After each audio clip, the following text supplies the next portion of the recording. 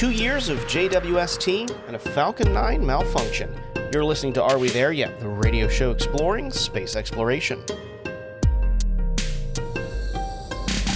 Hi, I'm Brendan Byrne. The James Webb Space Telescope is celebrating 2 years of science operations, and to commemorate the occasion, the team released an image of two galaxies, commonly known as the Penguin and Egg. What you see are two galaxies that are close enough together to interact. Astronomer Christine Chen tells us more about the image and the science of JWST. Then, a recent SpaceX Starlink satellite mission had a malfunction.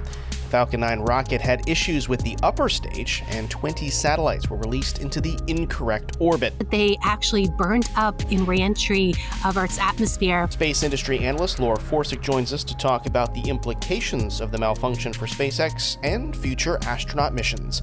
That's ahead on Are We There Yet?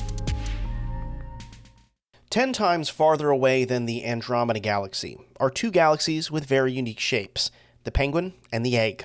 The pair once passed by one another millions of years ago and are now passing by once again, like a cosmic loop around each other. And now they're interacting and creating new stars, captured in new images released by the James Webb Space Telescope science team. Here to talk about those images and how JWST is revolutionizing the way we observe and study our universe is Christine Chen, an astronomer at the Space Telescope Science Institute. Christine, welcome to the show. Thank you. So this is an extremely exciting day, 2 years of science operations of the James Webb Space Telescope, and you've released an image with two galaxies for this anniversary. Tell us a bit about the image. I'm looking at it now. It's absolutely spectacular, but describe what I'm looking at. Absolutely. It is super beautiful. What you see are two galaxies that are close enough together to interact. So we think that they first passed by each other about 25 to 75 million years ago, and we think that they'll continue their cosmic dance with each other for millions more years. The galaxy on the right is called the Penguin, and it used to be a spiral galaxy, just like our Milky Way, but it passed really close to the galaxy on the left, which is called the Egg, and it became wildly distorted. If you look really closely at the Penguin, you can see that the eye used to be the center of the spiral galaxy, and that the beak and the back of the Penguin used to be its spiral arms.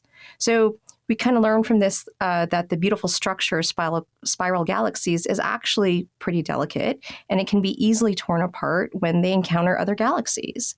The galaxy on the left, the Egg, it's called an elliptical galaxy. And elliptical galaxies are dense, kind of like a cannonball.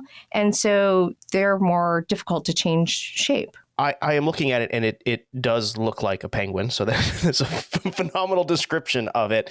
You said that this penguin galaxy is a spiral galaxy much like our own, and it's being kind of distorted because it came too close to this other galaxy. Do we need to be concerned about our galaxy doing this in the future? This looks pretty gnarly. I don't think I would want this to happen to us. It is pretty gnarly. Absolutely. Well, luckily, we're safe. In our local neighborhood of galaxies, we have a nearby neighbor called the Andromeda Galaxy, and we do expect that one day it'll come crashing into the Milky Way. But thankfully for us, it's going to happen billions of years from now, so not when any of us are still around. We'll be gone. All right, perfect. There are two images that you released, right? I'm looking at one image right now, and the Penguin Galaxy is kind of this like neon orange color, and then the other one, it's got this like purple and green and white. What is the difference between these two images that I'm looking at? Sure. One of the images was taken with the Hubble Space Telescope in visual light that our eyes can see, and the other one was taken by the James Webb Space Telescope in infrared light. So those are wavelengths that are longer than what our eye can see, and that we can, we typically feel as heat, right?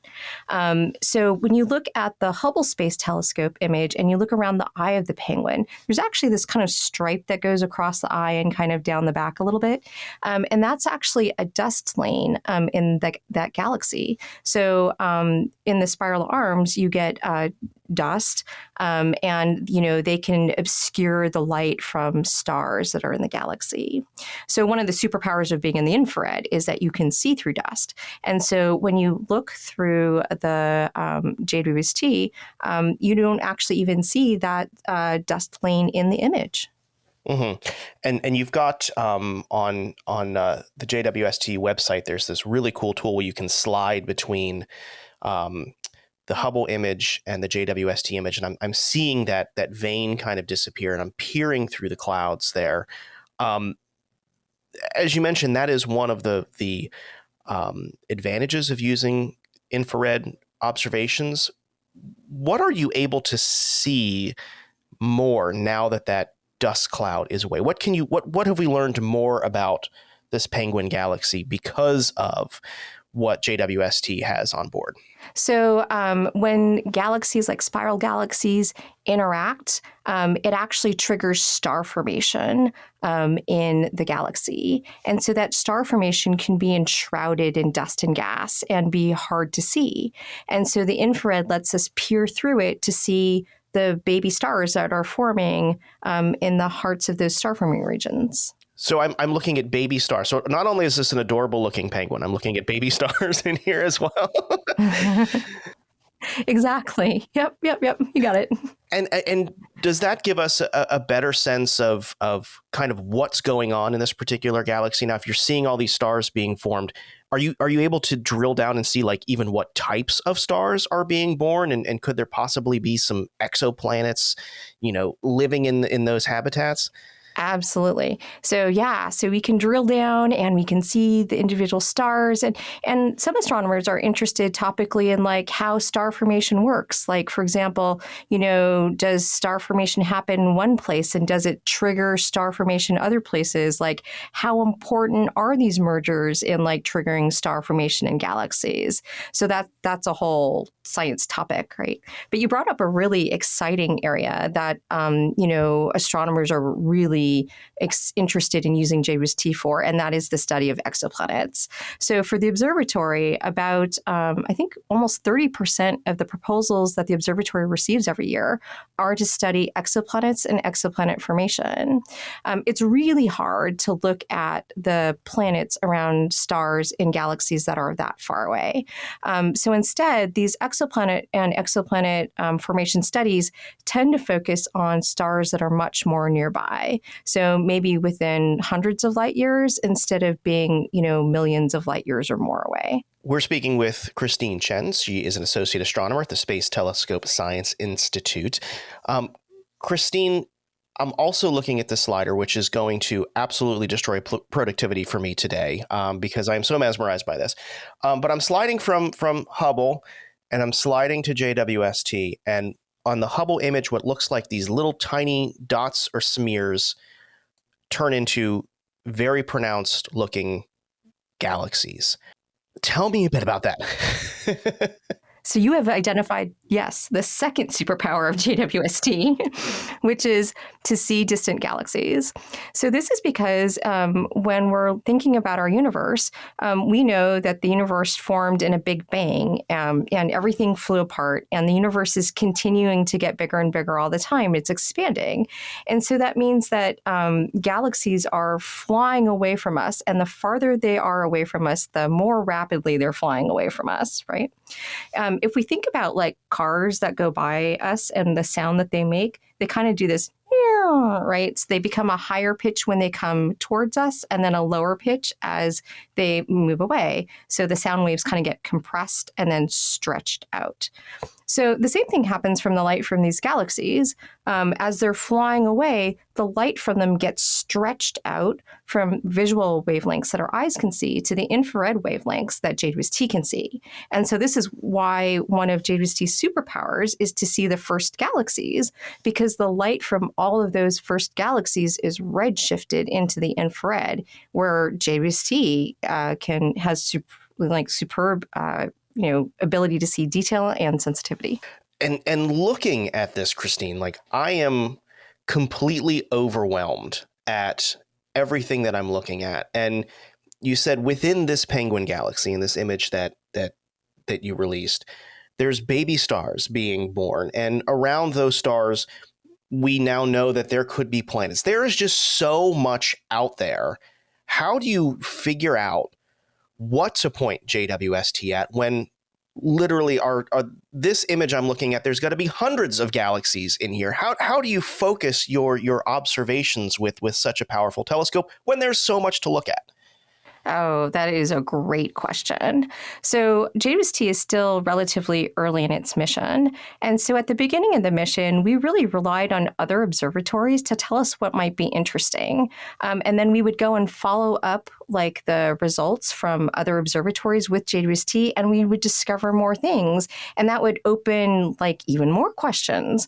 And so, when we get these new questions, we go back to other observatories, to try to answer them. So, when I say other observatories, what I mean is that JWST is an infrared telescope. But to understand the universe, we actually have to look at the universe across the entire electromagnetic spectrum. So not just the infrared, but visual light that our eyes can see, X-rays, long wavelengths like radio as well. And so you can kind of think of all of these observatories as a basketball team, and they pass the ball back and forth so that they can score new discoveries. Mm-hmm. What new discoveries are on the horizon? What might this team of telescopes be able to uncover over the next few years?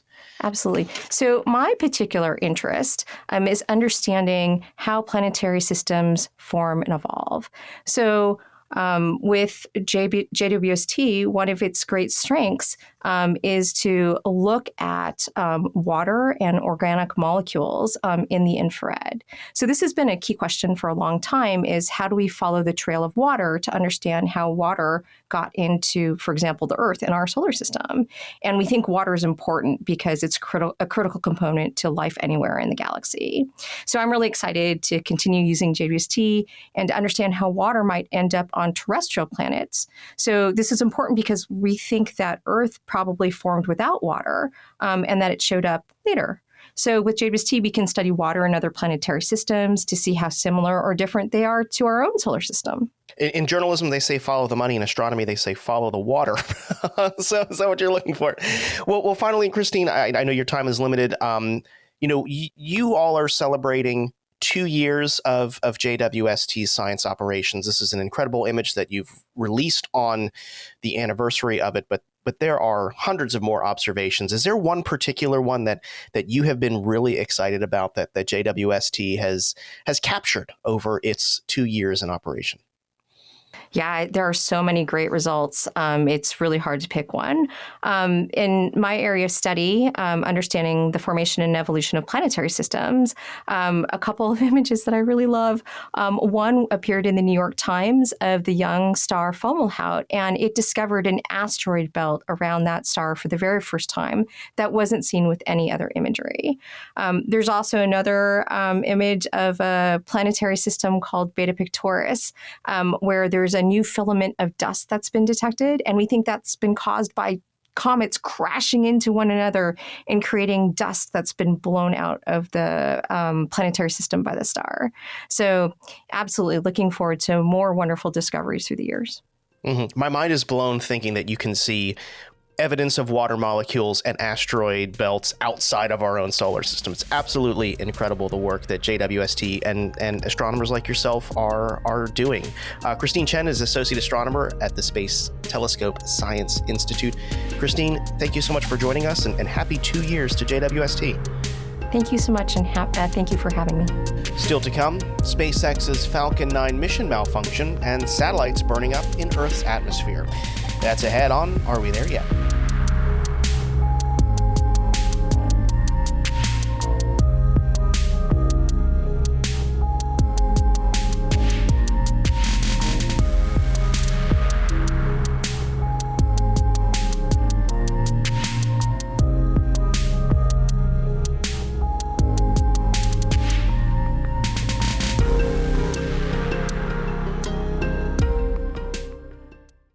You're listening to Are We There Yet? I'm Brendan Byrne. On July 11th, SpaceX's Falcon 9 rocket launched beautifully from Vandenberg Air Force Base. But once in orbit, there was a malfunction. An issue with the rocket's second stage resulted in 20 Starlink satellites being released in a very low orbit.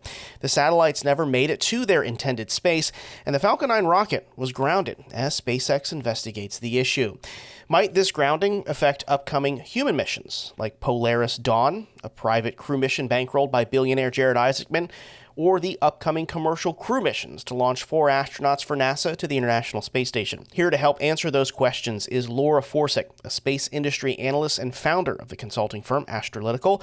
Laura, welcome back to the show. Thanks for having me, as always. Yeah, so let's jump straight into it. Falcon 9 recently had problems in the upper stage of its rocket. I know that the investigation is ongoing right now with SpaceX, but what do we know happened? Successfully, SpaceX completed all of its milestones until it got to a burn for reigniting the second stage engine. And there was ice buildup due to a liquid oxygen leak. And that ice buildup caused the engine, when it was relighting, to explode.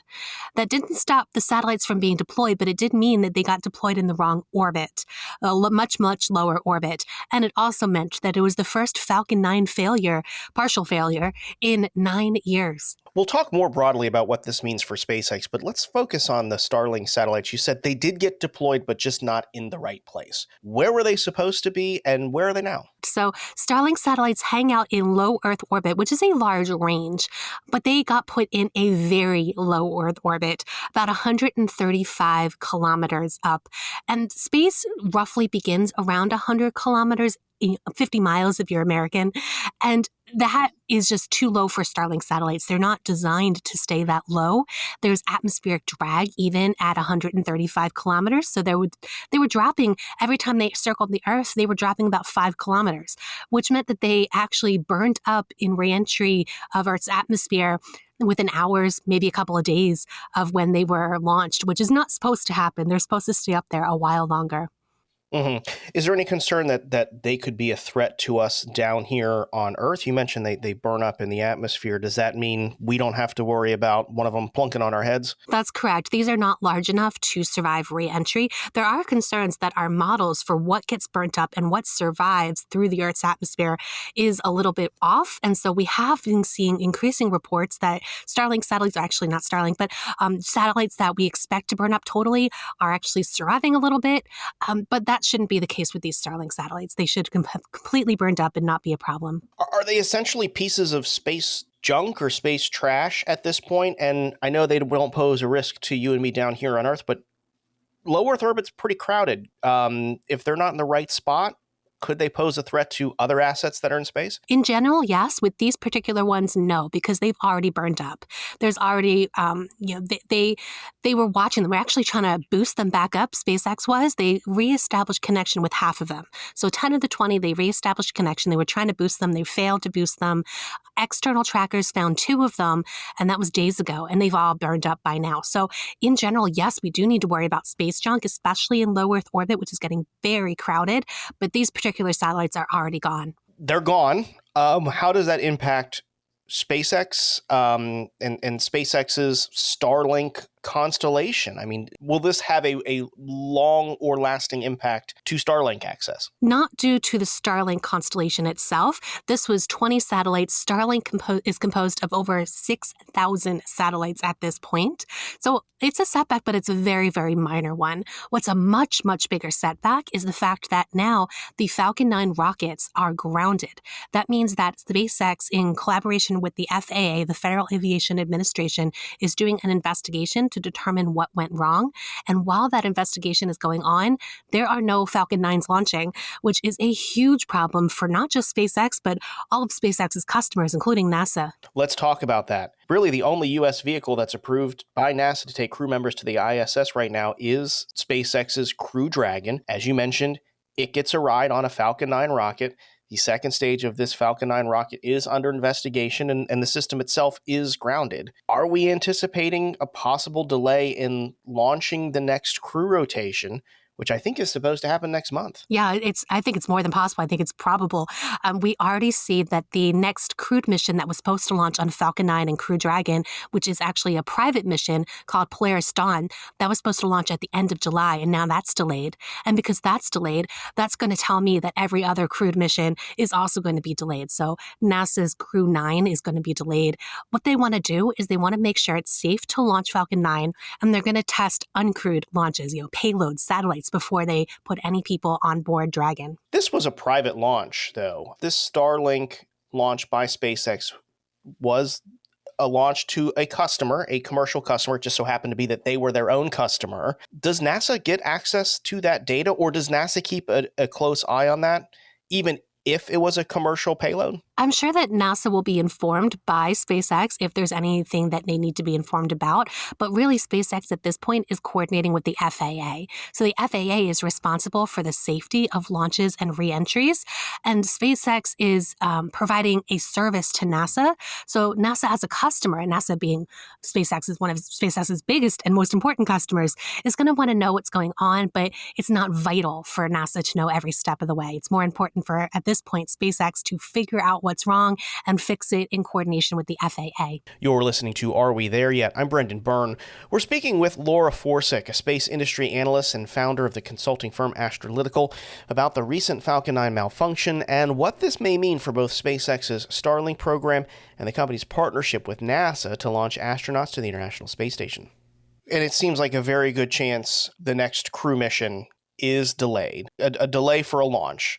There's also been a delay of the return for Boeing's crew that has been up there for quite a bit of time as NASA and Boeing work out investigating issues with their thrusters. We've had you on the show to talk about that.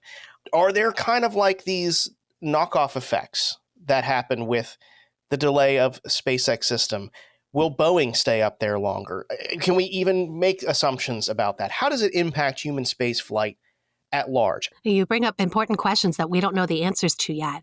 The International Space Station is getting very crowded.